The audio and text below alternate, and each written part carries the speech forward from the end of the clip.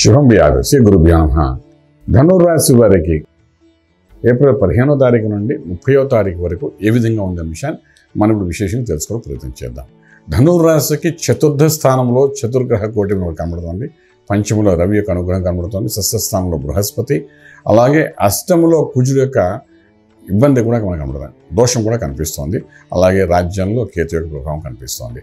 ఇలా ఉన్నప్పుడు ధనుర్రాశి వారికి ఆర్థిక విషయానికి వచ్చినప్పుడు రాజ్యంలో కేతు ఉన్నాడు కాబట్టి డెఫినెట్లీ కొత్త ప్రయత్నాలు చేయండి. ఐటీ రంగం అనుకోండి, సాఫ్ట్వేర్ అనుకోండి, బ్యాంకింగ్ సెక్టర్ అనుకోండి, సెంట్రల్ గవర్నమెంట్, స్టేట్ గవర్నమెంట్, ఏదైనా కొత్త ప్రయత్నాలు చేస్తే మాత్రం డెఫినెట్గా సక్సెస్ఫుల్ అవుతుంది. హైక్స్ కూడా వచ్చే అవకాశం బాగా కనబడుతుంది. అలాగే వ్యాపారస్తులు ఎవరైతే ఉన్నారో వ్యాపారంలో వాళ్ళు చేసే ప్రయత్నంలో కూడా కొంత కమ్యూనికేషన్ స్కిల్స్ కానీ డెవలప్ చేసుకోగలిగితే సక్సెస్ఫుల్ అవుతుంది. అది డిజిటల్ మార్కెటింగ్ అనుకోండి, స్టార్టప్ కంపెనీ అనుకోండి, రకరకాల వ్యాపారాలు ఉంటున్నాయి. ఆ రకరకాల వ్యాపారాల్లో కూడా ఈ మధ్య కొత్త రకంగా ఉన్నాయి కాబట్టి అన్నింటిలో కూడా కొంచెం స్కిల్స్ని, కమ్యూనికేషన్ స్కిల్స్ని బాగా ఉపయోగించే ప్రయత్నం చేయగలిగితే, ఆరంభించగలిగితే డెఫినెట్గా గుడ్ స్టార్టప్తో గుడ్ సక్సెస్ఫుల్ అయ్యే అవకాశం బాగానే కనిపిస్తున్నాయి. అలాగే మనకు విదేశాలకు వెళ్ళి చదువుకోవాలనుకున్న విద్యార్థులకు ఎవరైతే ఉంటారో వాళ్ళకి కొంతవరకు బెనిఫిషియల్గానే ఉంటుంది. స్కాలర్షిప్ కూడా వచ్చే అవకాశం ఉంటుంది. ప్రయత్నం లోపల చేసుకోండి. అలాగే విదేశాల్లో ఉన్న విద్యార్థులు ఎవరైతే ఉన్నారో వాళ్ళు ఉద్యోగరీత్యా చేసే ప్రయత్నాల్లో కూడా సఫలీకృతమయ్యే అవకాశం బాగా కనబడుతుంది. కానీ విదేశాలకు వెళ్ళి వ్యాపారం చేయాలనుకున్న వాళ్ళు మాత్రం పెద్ద చెప్పుకోదగ్గ అనుకూలత కనిపించట్లేదు. శుభార్తలు వింటారు, శుభమైన కార్యాలు చేస్తారు. గృహప్రవేశం, శంకుస్థాపన, భూమి పూజ ఇటువంటి కార్యక్రమంలో కూడా పాల్గొంటారు. అలాగే మీకు ఇవన్నీ ఒక ఎత్తుగా కనబడుతుంటే అష్టంలో కుజుడు నీచపడడం అది ఆరోగ్యానికి సంబంధించిన దోషం.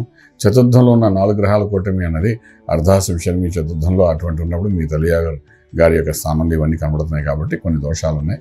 వీటిని కొంతవరకు నివృత్తి చేసుకోవాల్సిన అవసరం ఎంతైనా ఉంటుంది. సుబ్రహ్మణ్యేశ్వర స్వామి యొక్క ఆరాధన చేయడం. సుబ్రహ్మణ్యేశ్వర స్వామిని ఎలా ఆరాధన చేస్తారు అని అంటే అభిషేకం చేయడం, తీర్థం తీసుకోవడం, ఏదో ఒక సూక్తంతో అభిషేకం చేయడం, స్వామివారి యొక్క కవచం చదవడం, అంగారక కవచం చదువుకోవడం, లేదంటే స్వామివారి యొక్క అభిషేకం చేయడం, నవావరణ చేయడం, ఏదో ఒక రకమైన ఒక అభిషేకం చేసుకున్న తీర్థాన్ని తీసుకోవడం ప్రయత్నం చేయగలిగితే కొంత ఆరోగ్య విషయంలో కుదురుపడుతుంది. ఆల్రెడీ మీకు కొంత అనారోగ్యం ఉంది ఇప్పుడు అంటే మాత్రం స్వామివారి యొక్క నవావరణాచరణ చేయించండి. ఎవరో ఒకరి చేత చేయించుకుని పేద పండితుల చేత ఆ తీర్థాన్ని, ఆ ప్రసాదాన్ని తీసుకోవడం ప్రయత్నించండి. దీని మూలాన ఏంటంటే కొంత ఆరోగ్యం కుదురుపడే అవకాశం ఉంటుంది.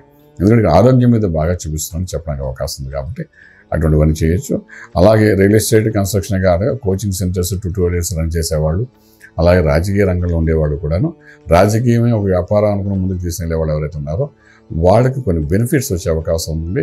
రాను రాను కాలంలో వాళ్ళకి అన్ని 100% ప్రాఫిట్స్గా ఉండే అవకాశం కూడా మే ఫస్ట్ వీక్ నుండి ఇంకా ఎక్కువ అయ్యే అవకాశం కూడా బాగా కనబడుతున్నాయి.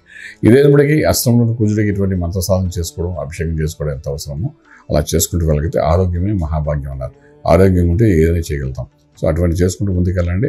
డెఫినెట్గా రాజమార్గంలో రాజ్యం పొందగలుగుతారు. శుభం వ్యాధి.